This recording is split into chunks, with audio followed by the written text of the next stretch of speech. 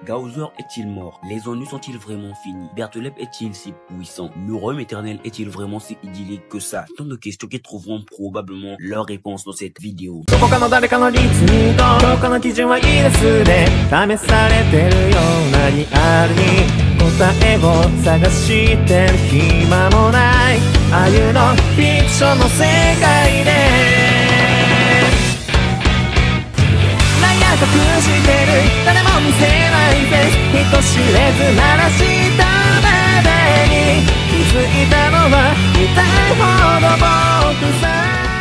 Yo les pros, ici Big Manga, j'espère que vous allez bien, très ça va. Alors aujourd'hui nous nous retrouvons pour l'analyse des chapitres 131, 132 et 133 des 4 chevaliers de l'Apocalypse. Des chapitres juste incroyables, nous faisons savoir quelques faits assez notables dans la puissance qui n'est plus approuvée du chevalier vert de Camelot, Bertholep, qui nous montre possiblement une certaine différence au sein même des 4 périls. Il y a aussi notamment le fait avec les trous chaotiques et le mystère entourant le royaume éternel enfin révélé, et enfin la possible mort du bélier de la luxure des Seven Deadly Sins, Gaozer. Ne vous inquiétez pas, j'en parle au cours de cette vidéo. Nous avons donc directement le retour à Camelot d'Ironside, Pelgard et Milton Luff, avec un Ironside réprimandant un peu Milton Luff pour cet acte de sa part, car ça montre d'après lui qu'il sous-estime ses capacités, ne lui croyant pas capable de vaincre l'un des légionnaires Seven Deadly Sins. Mais ce dernier apprendra de Pelgard que c'était lui qui avait demandé ce retrait. C'était donc inutile de blâmer Milton Luff pour cela. Il l'avait fait car s'ils étaient restés là-bas à Vania, ils auraient très certainement péri, ce qui en soi est grandement logique. Milton Luff ajoutera, pour enfin fermer la gueule d'Ironside, qu'il avait utilisé sa magie sur Ban, une magie qui diminue la force de tout individu au 10e de sa puissance réelle. Mais même avec cette diminution, Ban a pu facilement humilier Ironside, ce qui nous montre que ce dernier n'est même pas au même niveau qu'un 10e de la réelle puissance de Ban. Mais pas que lui, car je pense aussi que ce fait s'applique aussi sur Pelgard, car ils ont tous deux à peu près le même niveau. Ça nous fait aussi savoir pourquoi Arthur leur avait spécifiquement interdit de combattre les Seven Deadly Sins, car si Ban avait toute sa puissance lors de son combat contre Ironside, Ironside aurait très certainement été tué avec sa première attaque. Cependant, le fait étrange avec cela reste, je pense, la vision de Guenièvre sur la future bataille opposant Arthur et les 4 périls contre les Seven Deadly Sins. Mais bon, peut-être que ces derniers deviendront surpuissants à l'avenir, assez puissants pour être confrontés aux Seven Deadly Sins sans fléchir. Mais à l'heure actuelle, ce n'est pas encore le cas. Après les dires de Milton Luff, Ironside aura des sueurs froides, tout en énonçant qu'il se battait contre un véritable monstre, avec un Pelgard soulignant que c'était normal que les Seven Deadly Sins causent autant de soucis à Arthur car ils sont grandement redoutables. Après leur petite discussion, nous avons l'introduction juste badass de l'un des 4 périls, plus précisément du chevalier vert de Camelot, nommé Bertholep, qui fera son apparition en se moquant d'Ironside et de Pelgard, qui se lamentaient sur leur défaite cuisante face à un pêcheur. Il apprendra ensuite à Ironside qu'Arthur était de mauvaise humeur à cause de cet acte qu'il a commis, car il leur avait spécifiquement interdit à eux, ces chevaliers sacrés, de combattre les Seven Deadly Sins. C'était donc dans son intérêt d'aller à sa rencontre pour essayer de le calmer. En écoutant les moqueries de Bertholep qui sont prodiguées de façon assez arrogante, Ironside lui demandera s'il pensait avoir le même niveau que les Seven Deadly Sins, ce qu'il répondra en disant à Ironside de venir tester par lui-même pour voir l'ampleur de sa puissance. Mais bon, tout cela sera stoppé par Pelgard qui prendra Ironside pour qu'ils aillent soigner leurs blessures. Après leur départ, Milton Luff sera un peu perdu, tout en se demandant ce qu'il devait faire maintenant. Puis il recevra directement l'ordre de rechercher les intrus qui pénètrent leur sainte terre depuis 2 ans déjà et qui leur tendent des embuscades et leur contre-attaque, puis de les éliminer sans ménagement. L'ordre a été donné par Bertholep, qui dira ensuite à Milton Luff de créer des affiches de recherche à leur effigie en se basant sur les infos d'Orlandi leur concernant. Nous sommes ensuite redirigés vers un petit village du royaume éternel, dans un foyer de vieilles personnes, avec la vieille dame vivant paisiblement sa vie dans ce royaume, car l'homme qui lui avait été arraché sur la terre de la Grande-Bretagne lui a été remis dans ce royaume. Notons ainsi que la mort de son mari n'est maintenant presque un mauvais rêve pour elle. Cependant, après ce couple de vieux vivant paisiblement dans ce royaume, nous avons un inconvénient assez notable de Camelot sur les jeunes personnes mortes à Britannia, représentées par un grand frère et sa sœur, avec le plus âgé voulant retourner à Britannia pour 2 raisons. La première est qu'il veut revoir leur mère qui les attend là-bas, et la seconde est le mystère entourant sa sœur et ce royaume, car cette dernière a gardé son apparence d'enfant depuis qu'elle a été ressuscitée à Camelot. Ouais, elle est morte à Britannia lorsqu'elle était encore petite et a été ressuscitée à cet âge, mais depuis, elle ne grandit pas. Lorsqu'elle avait été ressuscitée, elle avait à peu près le même âge que son grand frère. Cependant, même si ce dernier grandit, elle ne grandit pas du tout, ce qui nous montre en quelque sorte que le royaume éternel n'est pas vraiment un royaume parfait en tout point, car si pour les vieilles personnes ça peut l'être, car la vieille personne sera ressuscitée en étant vieille et donc n'aura plus besoin de vieillir, pour les jeunes personnes ça ne l'est pas vraiment, car ce royaume ne soutient pas du tout la croissance des revenants. C'est un royaume pouvant certes ressusciter les défunts de Britannia, mais sans pour autant leur faire grandir en termes de taille physique. L'âge peut changer, mais la corpulence de la personne ne change pas. Pour que la corpulence puisse changer, il faut avoir intégré le royaume éternel en vie ou aux portes de la mort. Avec ce fait, ne peut-on juste pas dire que ma théorie concernant le royaume éternel vient de se confirmer, car à titre de rappel, je pensais que le royaume éternel était un royaume stoppant net le temps tout en ne réglant pas vraiment le mal de tous ceux avec quoi il agit. Je sais bien que dit comme ça semble n'avoir aucun sens, mais pour faire plus simple, si par exemple vous souffrez d'une maladie extrêmement grave comme le sida à Britannia, ce royaume vous permettra en quelque sorte de vivre éternellement en stoppant la propagation de cette maladie, tout en la gardant en vous. Et avec ce fait, je peux donc dire que le royaume éternel possède deux effets notables, car je ne pense pas que ses habitants peuvent naturellement trouver la mort à un certain âge, même s'ils sont humains. Premièrement, ce royaume donne en quelque sorte l'immortalité à quiconque en stoppant néanmoins le mal dont souffre la personne qui intègre ce royaume. Mais en ce qui concerne les défunts, c'est un peu différent, car ça permet de leur recréer leur corps qui a péri tout en y introduisant leurs âmes. Mais ce corps ne peut pas vraiment changer. Cependant, à la différence des défunts qui ont un corps qui ne peut changer, pour ceux qui souffrent de graves maladies ou sont aux portes de la mort, c'est totalement différent, car la personne peut grandir librement mais n'est pas vraiment débarrassée de ce mal dont elle souffre. Elle souffre toujours tout en pouvant vivre éternellement. Je pense que ce fait a été montré par Deirdre ou Deirdre, je n'arrive toujours pas à bien prononcer le nom, qui fut empoisonné par sa mère, qui à son tour avait été empoisonné par les miasmes du roi démon lorsqu'il avait fusionné avec la terre de la Grande-Bretagne. Ouais, il peut vivre dans ce royaume en grandissant normalement, mais n'est pas vraiment débarrassé de ce mal dont il souffre. Il n'est pas du tout guéri. S'il sort du royaume éternel, comme prouvé par les réactions d'Ironside, il succombera probablement après un certain temps, évidemment. Avec ce seul fait, avec Deirdre, je pense donc que ceux qui sont ramenés à la vie dans ce royaume ne peuvent normalement pas vivre en dehors de ce royaume, car si Deirdre sort de ce royaume, il périra. Et donc on peut aussi supposer que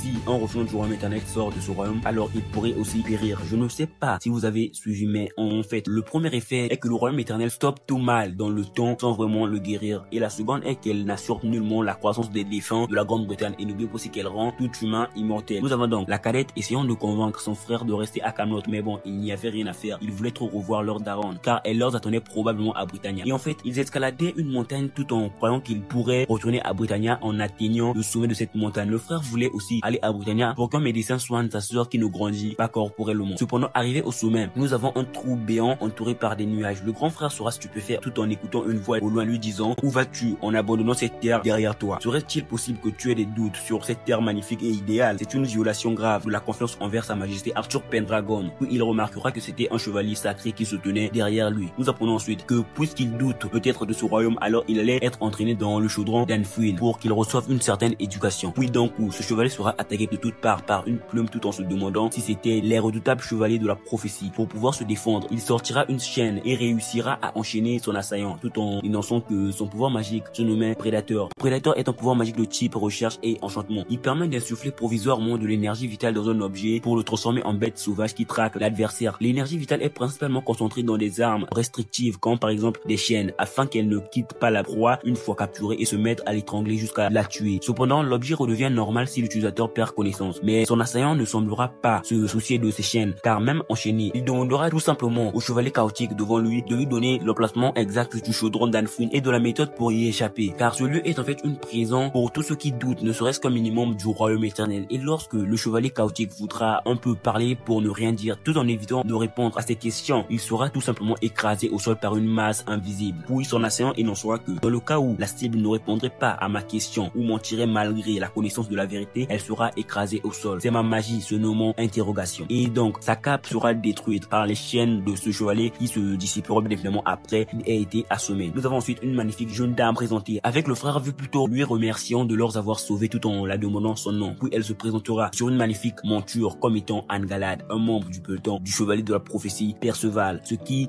étonnera un minimum ce dernier car ça voudrait tout simplement dire qu'elle appartenait à ce groupe rebelle de chevaliers sacrés. Et ouais, pour ceux qui ne le savent pas, à Camelot, les chevaliers de la prophétie sont considérés comme un groupe rebelle. Ce dernier n'en croira pas ses oreilles, mais Anne lui proposera de continuer leur discussion ailleurs car cet endroit attirait beaucoup trop l'attention. Mais bon, ce dernier, aussi ingrat qu'il est, énoncera que ça ne se passera probablement pas comme ça contre les autres chevaliers chaotiques. Puis Anne énoncera ensuite que sans elle, il aurait très certainement été emmené dans le chaudron d'Anfield. Et vu que ce dernier ne semble pas connaître cet endroit, Anne l'apprendra que c'était une prison pour tous ceux qui doutent du royaume éternel. Tant que quiconque bénéficie des bienfaits et reste satisfait de ce royaume, ils n'ont même pas vraiment l'obligation de connaître l'existence de ce lieu. Et ce qui a conduit à ce que ce chevalier chaotique veut l'emmener au chaudron d'Anfield a été ses interrogations sur ce monde. Et vu qu'il semblerait que Anne ait une idée de ce qu'est cette prison, alors on apprendra avec un visage angélique de la part de Anne que c'était à cause d'un camarade à elle qui avait été capturé. Déjà de base, je pense personnellement que ce camarade dont elle parle est sans aucun doute Naisien. Nous avons donc ces trois-là partant ensuite au domicile du frère et de sa sœur. Nous avons une petite discussion entre Anne et le grand frère. En fait, j'appellerai dorénavant ce dernier citoyen de Camelot ou citoyen chaotique. Nous avons donc le citoyen chaotique énonçant qu'il avait déjà entendu parler d'elle, mais qu'elle était bien différente de ce qu'il imaginait. Car il est difficile de croire que quelqu'un qui semble si normal cherche à détruire Camelot. Mais bon, Anne remettra les points sur les i avec lui, en lui disant très clairement de ne pas se méprendre sur elle, car leur but premier était de détruire le royaume éternel pour sauver Britannia. Et ensuite, Anne lui posera une série de questions pour confirmer qu'il n'est pas sous les ordres d'Arthur. Nous avons entre-temps sa petite sœur jouant dehors avec la monture de Anne, en lui demandant bien évidemment son nom. Et cette monture, aussi arrogante qu'elle est, énoncera qu'elle était Sylvan, le plus puissant des Pégases. Ouais, si vous ne l'aviez pas reconnu, cette monture est bel et bien Sylvan, le cheval de Anne ressemblant à un cochon. En fait, ce qui me fume avec cette révélation, c'est tout simplement qu'il y a des gens qui pensaient que cette monture était Lancelot à cause de ses yeux et tout. En voyant que ce dernier pouvait parler, la petite fille sera ébahie et mettra bien évidemment ses mains dans les narines de cette monture. Puis, en éternuant, Sylvan reprendra son ancienne forme. Revenu à la discussion entre Anne et le citoyen de Camelot, elle remarquera après une série de questions qu'il n'était pas vraiment sous les ordres d'Arthur. Puis, ce dernier lui demandera si elle pouvait vraiment leur emmener,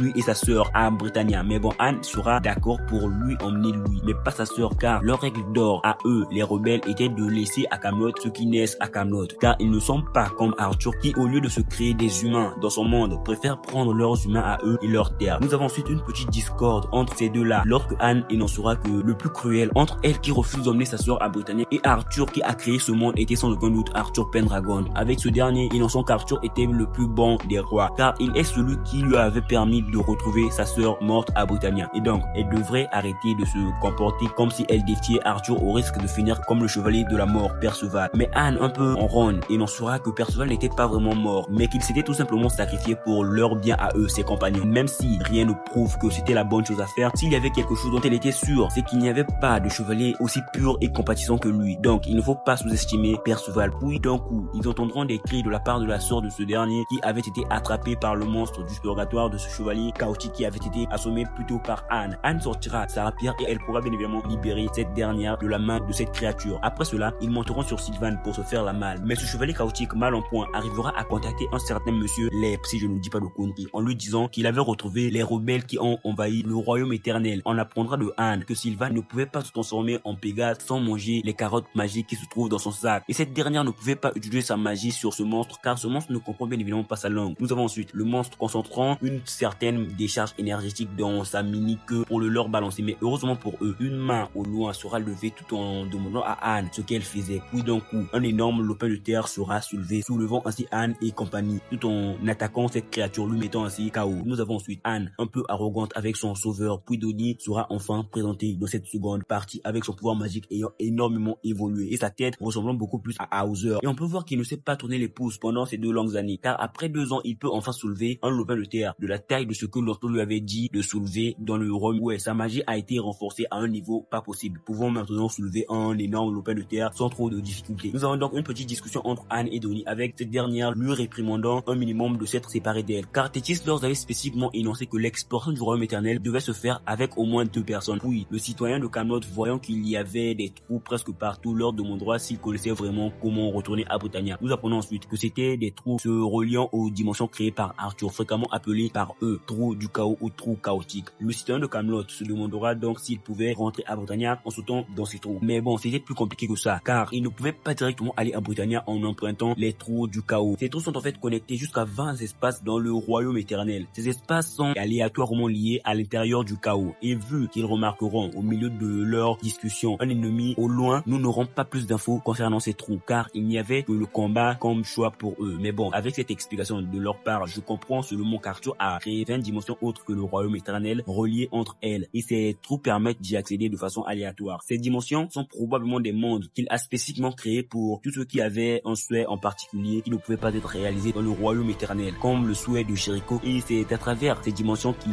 peuvent peut-être retourner à Britannia sans user de la marque chaotique. Mais bon, nous pouvons donc directement remarquer que ce chevalier chaotique qui est venu à leur rencontre était Bertholeb, le chevalier vert des 4 périls. Et il est venu car, comme je l'ai énoncé plus tôt, ce chevalier qui avait été battu par Anne avait appelé un certain monsieur Lep, et ce monsieur Lep était bien évidemment Bertholeb, qu'il a bien évidemment pu prévenir de sa rencontre avec les rebelles qui attaquent le royaume. Nous avons donc ce dernier face à Anne et Donnie, leur disant qu'ils ignoraient comment ils ont dissimulé ses compatriotes jusqu'à maintenant, mais qu'ils pouvaient enfin leur éliminer, eux, les insectes sévissant à la fois comme un danger et une calamité, propageant le désespoir sur cette terre idyllique qu'est Camelot. Donnie lancera directement les hostilités en arrachant un bloc de terre sur tout ce lopin de terre qu'il transportait, tout en le balançant sur Bertholep. Mais étrangement, Bertholep ne bougera pas d'un millimètre face à cette attaque de Donnie et n'aura aucune égratignure, même après s'être pris ce compartiment de terre en pleine poire, ce qui en soi est grandement dérangeant pour nos chers protagonistes. Anne énoncera comme réponse au mot précédent de Bertholep que c'était plutôt eux, les insectes, car ils leur privaient de plus en plus de leur terre et de leurs habitants, mettant ainsi Britannia en lambeaux. Mais bon, d'après la pensée de Bertholep, c'était mieux de saisir ce bonheur à portée de main que s'accrocher à l'espoir. Il rappellera aussi la perte de Percy en leur disant qu'ils avaient aussi été trahis en croyant à un truc aussi vague que l'espoir. Ouais, Bertholep pense qu'il ne faut pas du tout s'accrocher à l'espoir, car ça rapporte à une vie incertaine, bonne comme mauvaise. Les habitants du royaume éternel n'ont pas besoin de l'espoir dans leur vie, car Arthur leur apporte cette vie idyllique à portée de main. Donnie essaiera de propulser tout ce lopin de terre sur Bertholep dans l'espoir de le vaincre, tout en disant à Anne et compagnie de s'accrocher, car ça allait secouer. Avec bien sûr Anne disant à ce dernier, à Bertholep, qu'ils ne renonceront jamais à l'espoir, ce qui nous montre, je pense, qu'ils ont encore foi au possible retour de Perceval. Après les mots de Anne, Bertholep dira tout simplement qu'il s'en fichait, vu qu'ils allaient périr de sa main. Et alors, d'un mouvement juste démentiel, il se placera devant ou derrière eux. Cela dépend de votre perception. Avec bien sûr son épée gigantesque dégainée. Ces derniers seront en quelque sorte étonnés de voir qu'ils n'avaient rien après ce passage de Bertholep. Mais d'un coup, ils seront découpés de toutes parts par cette seule attaque que, si nous voyons bien, a littéralement découpé le ciel. Mais bon, dans ce simple claquement de doigts, tous reviendront à la vie. Car ce que nous avions vu n'était que pure illusion. Et en fait, cette illusion a été faite pour que le coup de Bertholep leur dévie juste un minimum. Nous avons donc Bertholep un minimum étonné de ce qui venait de se passer, car il ratait rarement ses coups. Et lorsque ces derniers commenceront à parler de ce qui venait de se passer, une voix étrange leur dira tout simplement que cela doit être lié à l'affaire de Perceval, mais qu'ils étaient trop absorbés par l'explosion du royaume éternel. Méliodas, inquiet, envisageait le pire des scénarios et m'a demandé de vous apporter mon aide. Nous avons donc Bertholep le saluant, lui qui est un traître à la hauteur de sa renommée, le fameux pêcheur. Il le félicitera d'avoir contré son coup d'épée, car c'était impressionnant. Et nous avons directement l'introduction du péché délié de la luxure. Gaozer, ouais, c'était bel et bien lui qui a pu faire dévier cette attaque de Bertholep, permettant ainsi de sauver le peloton Perceval. Pour ceux qui se demanderont comment ce dernier peut entrer dans le royaume éternel sans être affecté par la barrière d'Arthur en n'étant pas vraiment humain, et bah sachez tout simplement que même s'il n'est pas humain, il n'appartient à aucune race. C'est une marionnette ayant reçu une vie distincte. Il est probablement considéré comme un objet quelconque pour Camelot. Nous pouvons aussi voir qu'il porte son ancienne tenue. Ces derniers se demanderont donc comment avait-il fait cela et depuis quand était-il là avec eux dans le royaume éternel. Oui, nous apprenons que ce dernier avait utilisé une illusion qui fait à ce que les êtres vivants dans un rayon de 16 km ne le perçoivent que comme une pierre. Il était là depuis le début, mais représenté par une pierre par ses compagnons, par ses ennemis et par nous, lecteurs. Car comme il le dira, vaut mieux d'abord tromper ses propres alliés avant ses ennemis. Ces derniers se demanderont donc s'il ne leur faisait pas confiance. Mais bon, puisque la préoccupation de Méliodas s'est avérée justifiée, ce n'est plus vraiment une question de confiance, car face à eux ne se tenait pas n'importe qui, mais bel et bien Bertholep le puissant. S'il n'avait pas été là, ils allaient sans aucun doute être tués par ce dernier. Il énoncera donc que Bertholep était incroyablement puissant et donc le bras et le pied de ce dernier de Gaozer lui seront arrachés par un autre coup d'épée surpuissant de Bertholep. Et si le premier coup n'a tranché que les humains sur cette plateforme soulevée par Donnie, ce second coup tranchera littéralement Gaozer et ce lopin de terre tout entier, ce qui nous montre une assez grande différence de force comparée au premier coup. Après ce coup, tout ce lopin de terre sera détruit, leur faisant ainsi tomber dans l'un des trous chaotiques. Mais bon, Donnie leur rapprochera tous assez de lui pour qu'ils s'attrapent fermement tous les mains, car s'ils ne le faisaient pas, alors ils allaient sans aucun doute être séparés en entrant dans ces trous chaotiques, se retrouvant ainsi dans des dimensions différentes. Mais Anne, voyant que Gaozer était inconscient, refusera de lui voir périr et attrapera aussi sa main. Avec ce fait, ils seront donc tous entraînés dans ce trou chaotique, avec à la fin Bertholep leur disant que peu importe où ils tomberont, il n'y aura aucun espoir pour eux, car un cordon de sécurité a déjà été établi dans tout le royaume éternel. Comme nous le savons, Bertholep avait donné l'ordre à Milton de faire des affiches de recherche à leur effigie. Avec ces mots, on peut dire que ces affiches ont déjà été faites. Bertholep a énoncé cela, car même dans ces dimensions, il y a très certainement des chevaliers chaotiques inférieurs à son niveau certes, mais assez puissants pour les combattre. Mais en fait, je ne peux pas vraiment ne pas poser la question que beaucoup se posent probablement, à savoir, est-ce que Gaozer est mort? Et bah, je pense que non, car ce n'est pas un coup pareil qui pourrait tuer Gaozer. Je ne vois pas trop comment l'éliminer avec sa magie invasion, pouvant tromper tout le monde, même nous, lecteurs. Et avec ce fait, peut-être même que ce coup de Bertholep pourrait être une illusion, permettant ainsi à Anne et compagnie de s'enfuir du royaume éternel, car c'est un peu dur de l'admettre, mais je pense personnellement que Bertholep est bel et bien supérieur à Gaozer en termes de force pure, ou encore peut-être que la magie de Gaozer n'est pas vraiment adaptée à la façon de combattre de Bertholep, car comme énoncé par lui, ce dernier est incroyablement puissant. Ce fait avec Bertholep nous montre aussi dit qu'il y a sans aucun doute une assez grande différence de force au sein même des 4 périls. Et avec ce fait, Berthollet pourrait être le plus puissant des 4 périls, suivi de l'autre qui n'a pas encore été présenté. Et en dessous d'eux, il y aurait bien évidemment Iron 7 et Pelgard qui ont plus ou moins le même niveau. Mais bon, je ne peux pas vraiment affirmer ces dires car je ne peux pas comparer Gauzer à Ban en termes de force. Gauzer n'est pas vraiment un péché combattant comme Ban. Donc dire que Berthollet serait largement supérieur à Ironside et Pelgard serait, je pense, un peu abusé. Car peut-être aussi qu'Ironside nous aurait à peu près montré le même spectacle face à Gauzer. Et donc jusqu'à ce que Berthollet soit opposé à un péché combattant, je ne peux pas vraiment mesurer l'ampleur de sa puissance. Mais au vu de ses mots face à Ironside et des dires de Gauzer lui concernant, je peux un minimum supposer qu'il serait supérieur à Ironside. J'allais oublier de le mentionner, mais je n'arrive pas aussi à croire à un Berthollet largement supérieur à Ironside à cause de leurs homologues antagonistes que sont possiblement les 4 chevaliers de l'Apocalypse. Car si dans les légendes arthuriennes, Berthollet était associé à Lancelot, alors j'aurais très certainement appuyé le fait que ce dernier soit le plus puissant des 4 périls. Mais vu qu'il est associé à Govan, alors le dernier des 4 périls devrait être encore plus puissant que lui, car ce sera probablement lui l'homologue antagoniste de Lancelot. Et donc au risque de trop rallonger la vidéo, je vais finir sur le dernier point qui montre possiblement que Gauzer n'a pas vraiment péri de ce coup de Berthollet. Alors au-delà de toute illusion de sa part, sachez tout simplement que si Guenièvre ne raconte pas cette nouvelle vision qu'elle a eue à Arthur, alors aucun péché capitaux ne perdra la vie avant la bataille finale leurs opposants à Arthur et les 4 périls. Mais bon, je peux voir 2 faits qui pourraient possiblement changer cette vision. Le premier est Lancelot qui pourrait être informé de cette prémonition lors de sa rencontre avec Guenièvre, car n'oublions pas qu'ils se rencontreront dans une soi-disant tour. Et le second est sans aucun doute le possible retour de Perceval, car dans cette prémonition, Perceval est resté mort, et donc s'il revient à la vie, alors ce serait grandement anormal. Mais bon, globalement, les chapitres 131, 132 et 133 des 4 chevaliers de l'Apocalypse étaient tous des chapitres exceptionnels les uns après les autres. Nous mettons en place le danger que représente le chevalier vert de Camelot, Berthollet le puissant, pouvant à lui seul venir à bout du péché bélier de la luxure, des péchés capitaux, Gauzer. Nous avons aussi enfin la faille qui subsiste de l'aurore éternel enfin révélée, et l'introduction possible des 20 dimensions reliées à Camelot créées par Arthur à l'aide du chaos. Nous pouvons aussi voir à quel point Donnie et Anne ont grandi après 2 longues années. Et enfin, nous avons aussi la possible différence de force qu'il y a au sein même des 4 périls, espérant ainsi à la future présentation du plus puissant des 4 périls, possiblement le chevalier blanc, l'homologue antagoniste du plus puissant des chevaliers qu'est Lancelot. Voilà tout pour cette vidéo.